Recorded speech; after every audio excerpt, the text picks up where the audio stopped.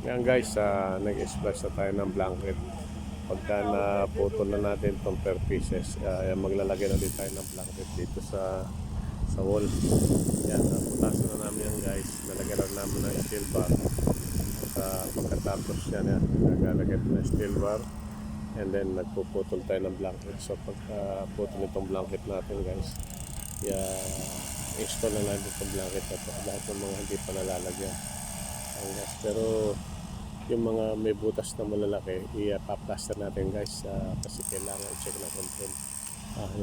Yung may mga malalaking puwang na yan, ipaplaster natin yan guys.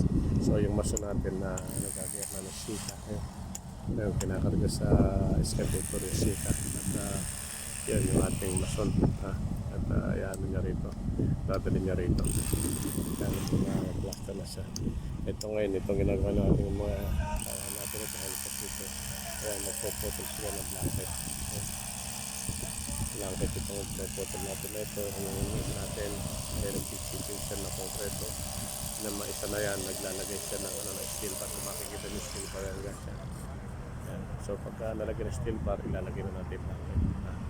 So simultaneous yung trabaho natin, may nag-chipping, may maglalagay ng plastering, may nagpuputol nitong blanket para dire-diretso yung trabaho natin. So simultaneous, kanya-kanya na assignment guys. Dire-diretso lang itong preparasyon natin paglalagay nito para itong blanket mahalin. Dalawin nagpuputol ng blanket, itong isa nito naglalagay ng bakal. Guys, na sila.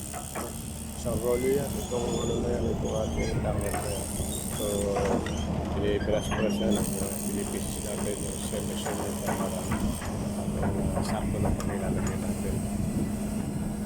Kung ito guys, yung pang-plastering natin, sika monotop, hindi pang-repair natin na pang-plastering repairing, sika monotop. Gagamitin natin yan pang-repair sa wall ng mga malalaking hukay. Sika monotop 4012 F 4012F. Yan ang piniplan natin sika. Ayan guys, dilibrate lang yung kapatid natin para paglalagay ng blanket sa pag-repair ng wall, and then sa paglalagay ng bakal. Yan. Kaya yung isa yun, nag-chipping na naman yung nakostil mga concrete. Ayan guys, yan lang muna sa planning. Ito at dire-diretso na tayo sa paglalagay ng blanket.